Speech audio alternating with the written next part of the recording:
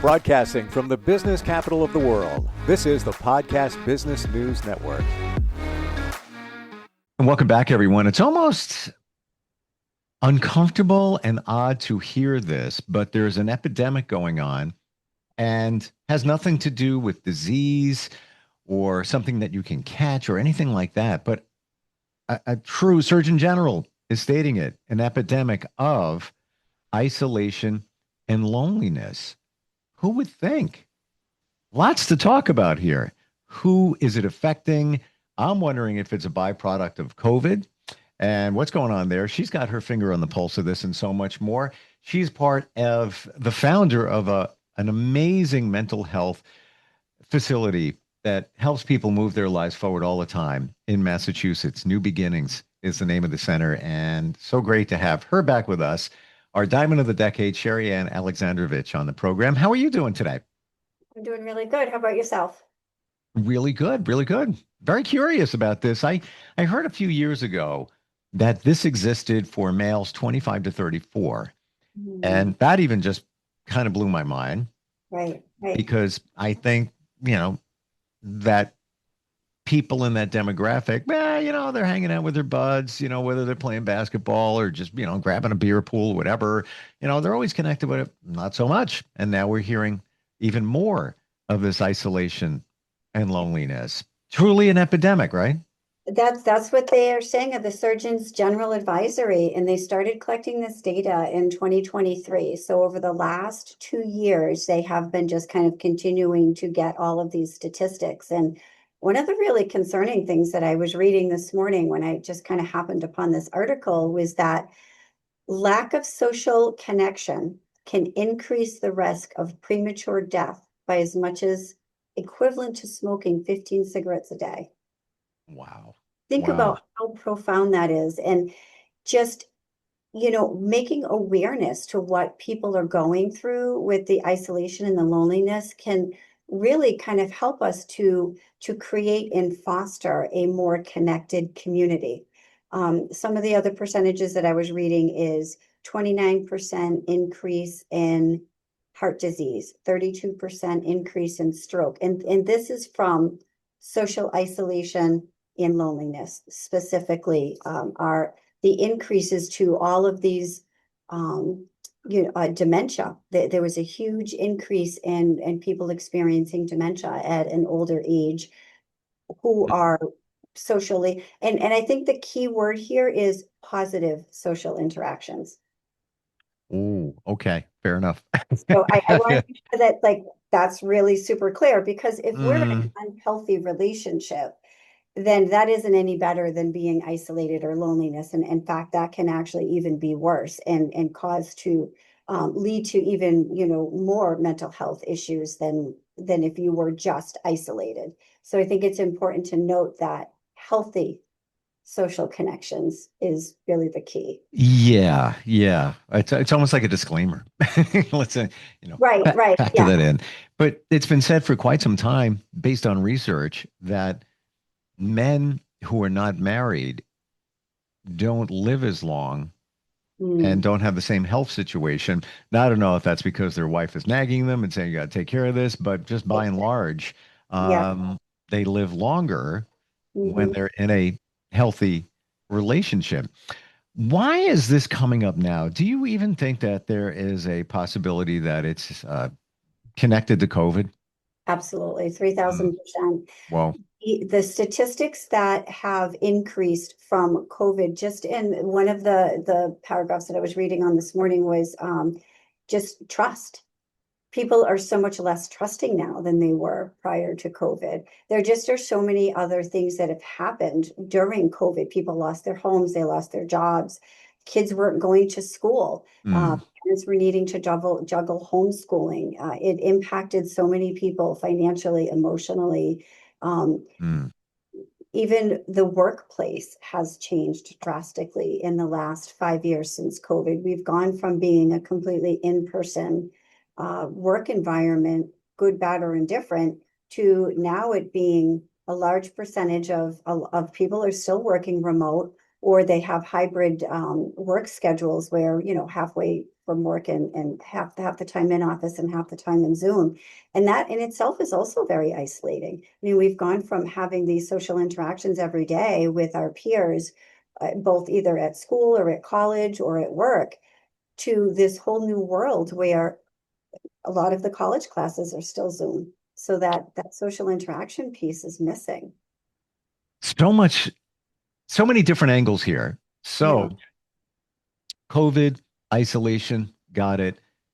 It's almost as if we forgot how to connect. We got disconnected, but we never fully reconnected. And then on the trust issue, if you look back, and this is, me talking to friends and experiencing it and everything, Yeah. if you look at people who are single and even dating apps, okay, around 21, 22, 23, it was okay. It was all right. And this is, I hear from men, women, everything.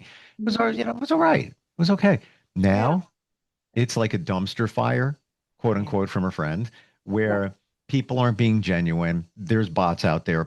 People are playing games with others. It just there's no transparency. People are jaded. And a lot of the dating app companies, call it Match, Tinder, um, Hinge, they're tanking. They're in serious financial trouble, like serious, because people are not paying and not Yeah. dealing with it. Right. So, and what does that lead to? Well, more isolation because people just don't want to deal with the garbage that comes along with it now. So I didn't even think of that until you just said this. Like, all of it's crystallizing here, all the pieces coming together. Right, right. And just on so many levels, because I'm hearing a lot of the same things, some feedback from clients as well, is just the dating scene and the dating apps that are out there and how, people are just either putting up pictures that clearly don't look like themselves or they've, Yep. I think that, some people use filters and whatnot, but what I'm hearing is like just a real gross, representation of somebody completely different. Like it's not, has nothing to do with themselves. They've just completely, Yep. changed what they look like. And I'm always curious to, I would love to have a conversation with somebody who's actually done this because I'm curious, like, what were your thoughts when you showed up to meet that person in person? Like, what were you thinking was going to happen when you showed up looking 20 years older than your picture? I mean, I'd love to just like have some conversations with people and kind of learn Yeah. the Because why. that you're pulling a fast one. Yeah, I gotta believe, you don't look like that. of course, of There course. are a few. There's going to be a little gray, some latitude where somebody thinks, well, that's close enough. That looks close enough to me. Or, Yeah, or we're going to factor you out for a moment. For the most part, yeah. Yeah. So what do you, here you are, you want to start a relationship with somebody built on trust, And, trust. and you're starting it off with deceit. So it's like, what, Yeah. where do you think that was going to end? And yeah, that's a topic in itself, which is it's really interesting. And I think because of that and other people, just the amount of scamming, the amount of Yep. it's really hard, I think, in today's society in 2025 for people to feel comfortable trusting and putting themselves out there to other people. And I think that people really became a lot of people got scammed. A lot of people, I mean, Mm. I had somebody call me one time, and I'll tell you, it was close for me.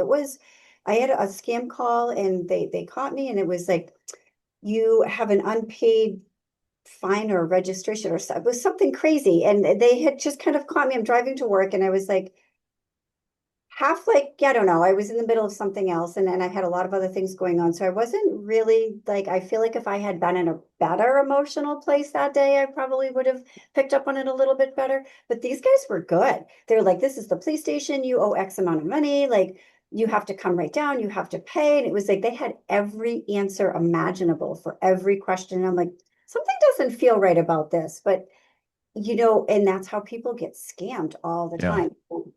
You talk about social isolation. It's people don't want to pick up their phones anymore. You just reminded me, somebody I know's ex-husband Hmm. got scammed. Um, Dating app, connected with a woman. She has Hmm. hardships and just needed, this was it. Needed money for toys for her kids for Christmas. He got See? sucked into the rabbit hole. Here it comes. $800,000. Oh This is real. my God. This is over the summer, Oh my God. like midsummer, to the point where the FBI got involved. There's nothing they could do. They can't trace it back. Here's the heartbreaker. He had to sell his house. He can't afford it. Oh my God. Real. This is real. So, but, and that gets me to back to that word you said before, trust. Where did the trust go? Because it seems like a lot of this we don't want to, but we're kind of centering on that theme. Where did the trust go? I think during COVID, there were just so many people that were trying to figure out how to make money. And, for whatever their reasonings are, that they've become scam artists or they've just perfected the art of scamming during COVID because they had not, no other job. I'm not really sure, but it definitely, I would say since 2020, the amount of loans or people's credit that's being affected. Now, we have with New Beginnings, I have an unemployment consultant that monitors our unemployment and things like that, people who file and whatnot. Sure. And I cannot tell you the amount of emails that I got from our consultant saying, somebody had filed for unemployment that are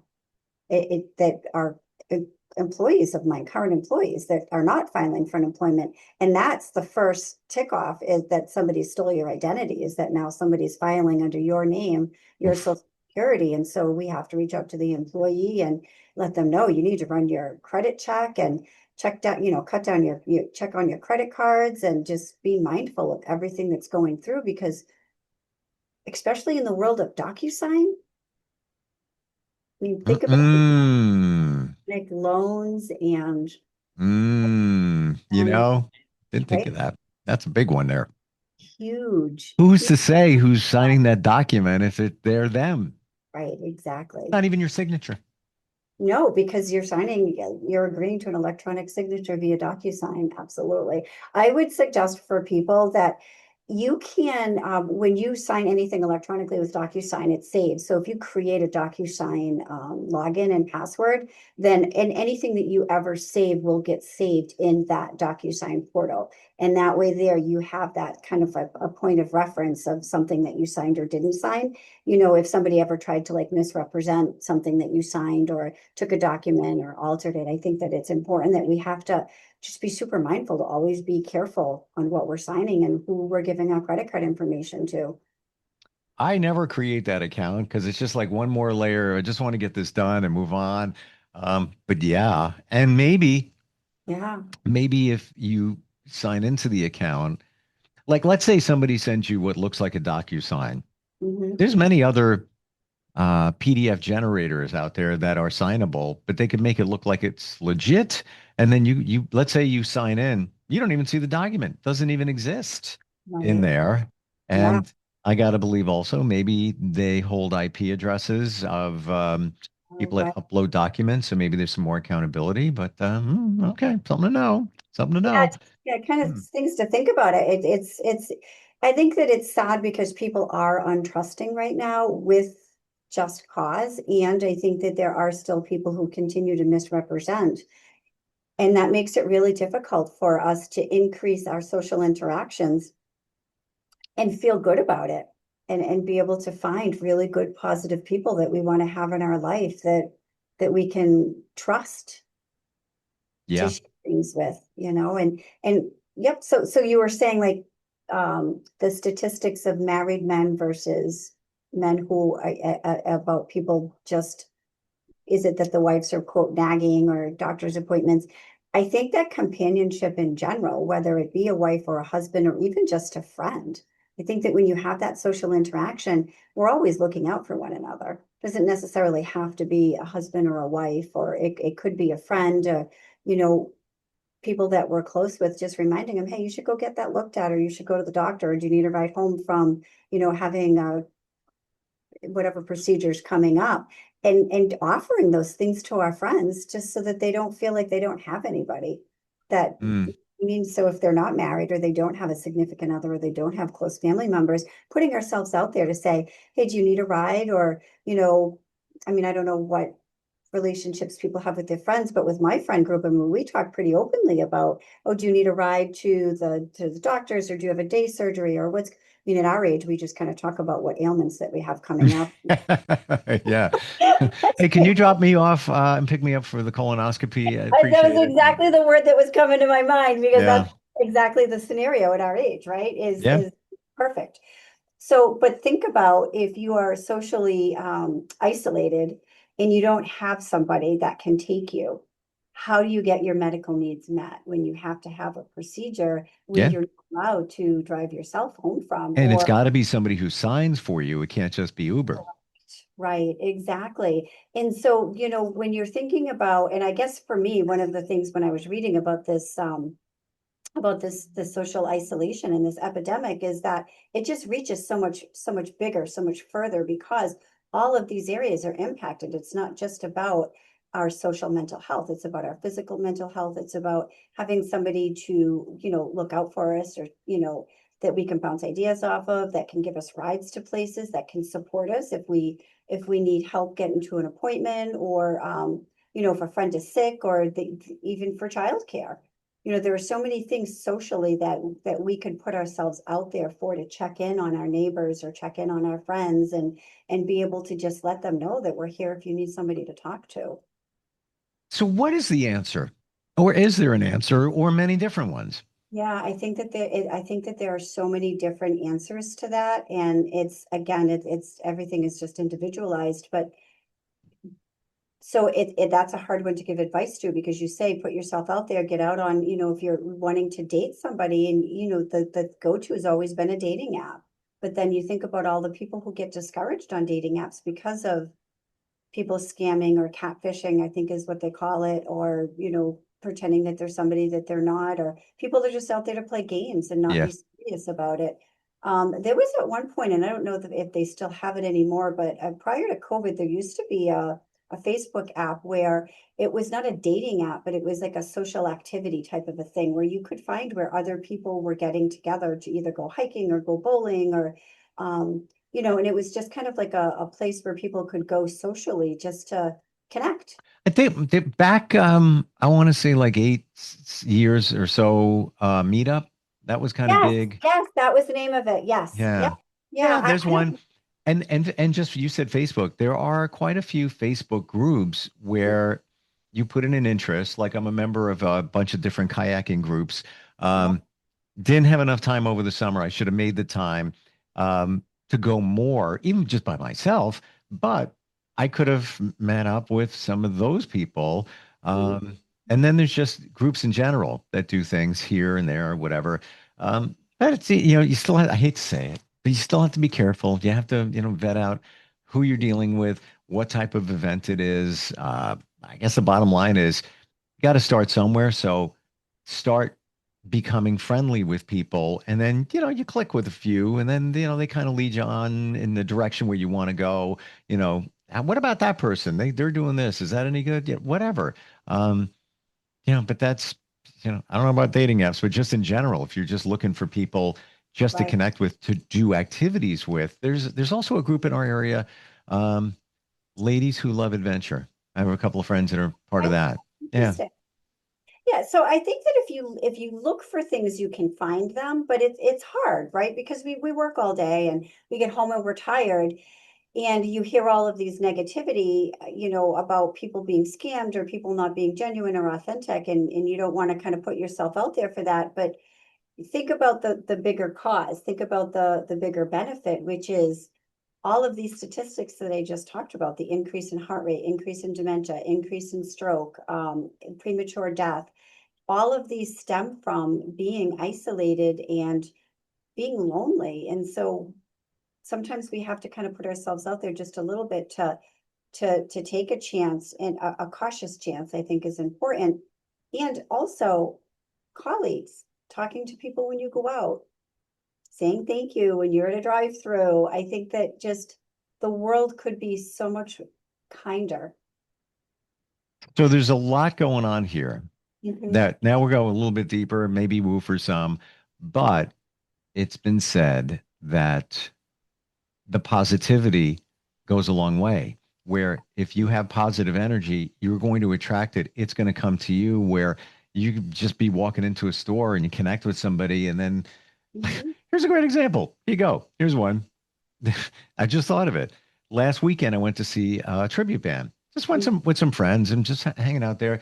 And I noticed a guy who goes to the gym I go to.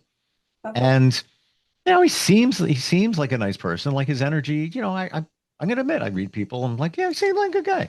And just saw him for a second there. Hey, aren't you from? We exchanged names and everything. What's going on here? And I'm going to be very transparent. It's kind of funny. I was at this event. My ex showed up. I haven't been in the same place ever. Mhm. Um, so I see him at the gym that Monday, which is last Monday, Yeah. and we start talking. His ex showed up too. So Oh, like we had a common thing going on there. And it's like, then I learned, he's from that area. I go everywhere. I've never been to that little restaurant on the water. He's like, yeah, I've been there. I grew up there. Blah, blah, blah. So I just met a new person, and it yeah. just seems like, good people. So Well, and that's the thing. I was out Saturday night and kind of sitting at having dinner, and a couple had walked in, and she just was walking, and all of a sudden she just collapsed on the floor, just collapsed like right on the floor. And I turned around and kind of looked, and nobody else is like, I'm looking around and I'm thinking, is her husband going to help her up? Like, kind of what was the scenario?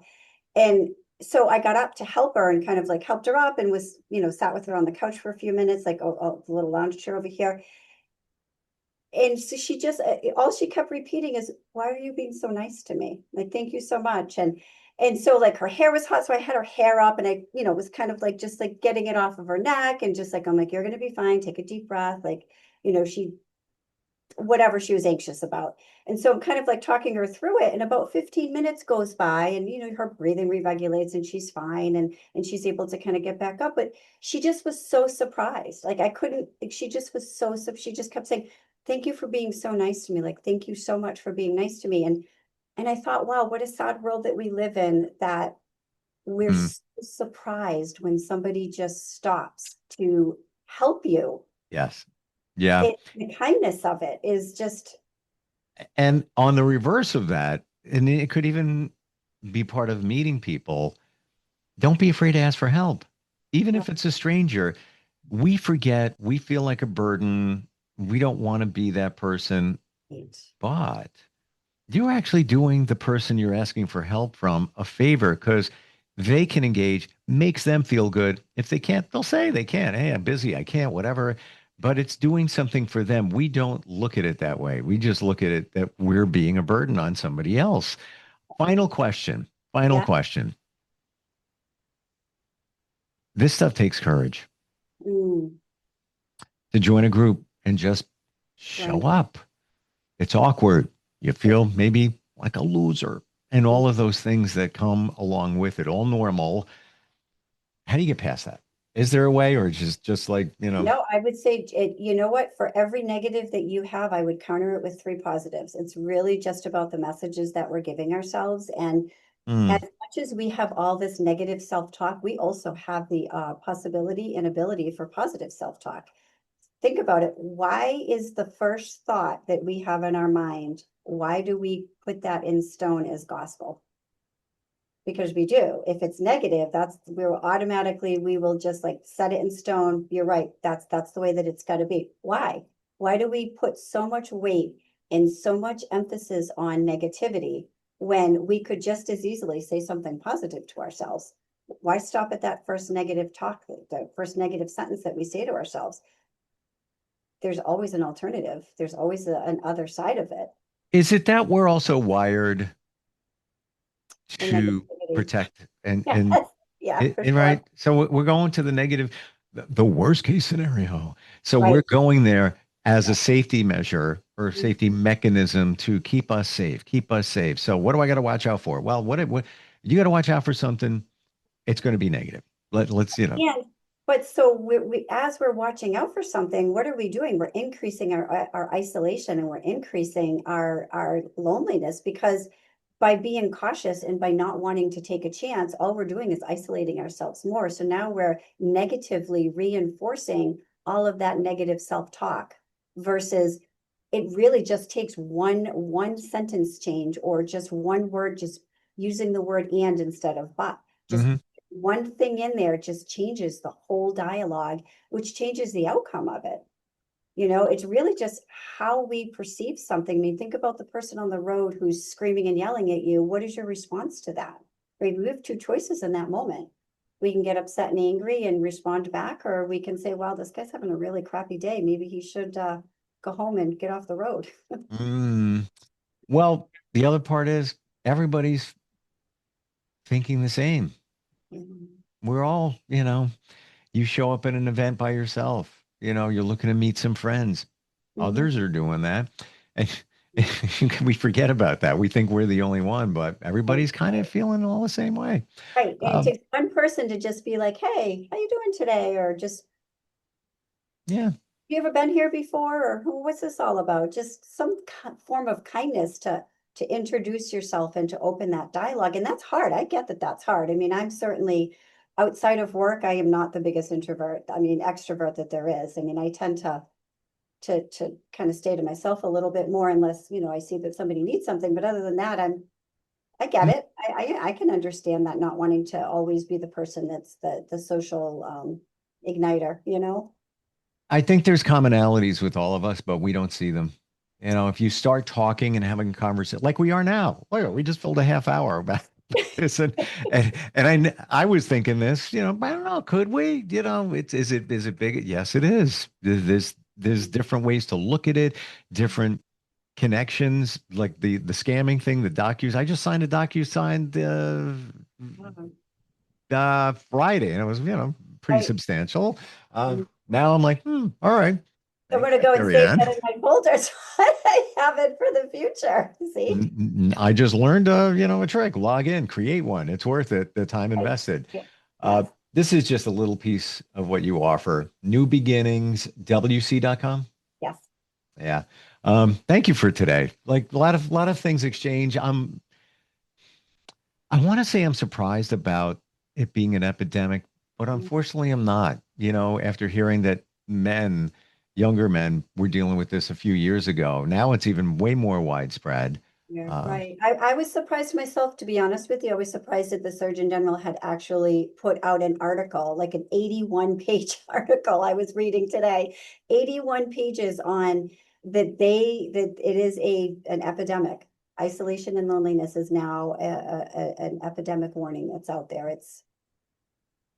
Yeah, and the health ramifications of it being equivalent to 15 cigarettes a day. yeah, Whoa. And that's I big. know. That's big. That's huge. Well, they say that sitting is the new smoking, so I guess this is kind of the same, you Yeah, know? yeah. Wow. Thank you for today. Thank you for your insight, what you do to help people, Sherri Ann. Really appreciate it. All right, sounds good. We'll see you next week. You got it. We'll be right back.